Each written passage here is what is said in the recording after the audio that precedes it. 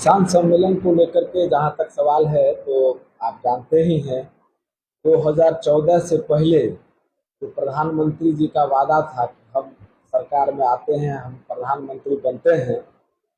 तो भारतीय जनता पार्टी का वादा था किसानों के साथ। ये जब बिहार गुजरात के मुख्यमंत्री हुआ करते थे तो लगातार ये पत्र लिखा करते थे बिहार के ये प्रधानमंत्री ये भारत के मनमोहन सिंह जी को कि किसानों को C2+50 के फॉर्मूले में कानूनी दर्जा दिया गया। ये था, आप लोग सब लोग मीडिया के साथ इन बातों को जानते हैं भली भांति। लेकिन जब प्रधानमंत्री पर आसीन हुए उसके बाद इन्होंने सुप्रीम कोर्ट में सॉलिसिटर जनरल जो इनके तुषार मेहता है उसके माध्यम से हलफनामा दायर करके सुप्रीम कोर्ट में बाकायदा प्रधानमंत्री जी की तरफ से कहा गया कि किसानों को संपूर्ण लागत का 1.5 गुना के हिसाब से कानूनी दर्जा अगर हम देते हैं तो देश की आर्थिक स्थिति चरमरा जाएगी। मैं पूछना चाहता हूं प्रधानमंत्री जी से कि तब ज्ञानी थे कि अब अज्ञानी हो गए। जब मुख्यमंत्री के रूप में थे, अभिनय में थे, तो ये लगातार किसानों के लिए संघर्षरत रहते थे अभिनय में। लेकिन जब बनाए गए प्रधानमंत्री भारत की भोली भाली जनताओं के द्वारा, तमाम कृषकों के द्वारा, चूंकि कृषि प्रधान देश है, तब जाकर के ये देते हैं वहां हलफनामा दायर करके बाकायदा कि देश की आर्थिक स्थिति चरमरा जाएगी। मैं पूछना चाहता हूं कि देश की आर्थिक स्थिति कैसे चरमरा जाएगी?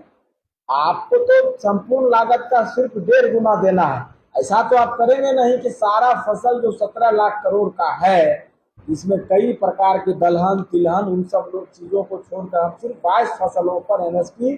C2+50 के फॉर्मूले से हम लोग किसानों की बिहार समेत देशांतर देश के किसानों का मांग रहा है। तो ये हम तो सुप्रीम कोर्ट के माननीय मुख्य न्यायाधीश से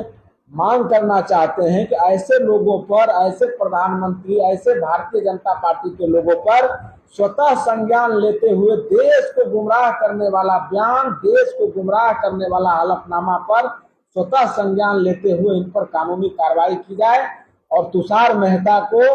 अविलंब गिरफ्तार किया जाए। ये मेरा मांग है, क्योंकि आप देश के जनता को, तमाम किसानों को गुमराह कर रहे हैं। ऐसा तो आप करेंगे नहीं कि 2200 की फसल है, अगर बाजार का रेट 2200 है गेहूं का, एक बात कह रहे हो नजीर में उदाहरण के तौर पर, आप उसको अगर MSP के आधार पर 2500 में खरीदगी करते हैं,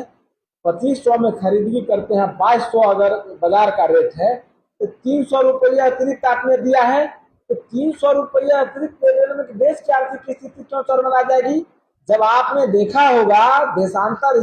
स्थिति पर, देशांतर ये पर कई दुनिया में आर्थिक ये वो संकट आया है,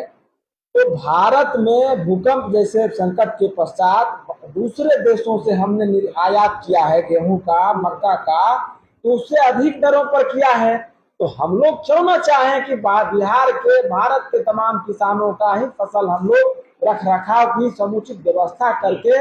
हम उसको बेहतर तरीका से अपने ही देश में लोगों को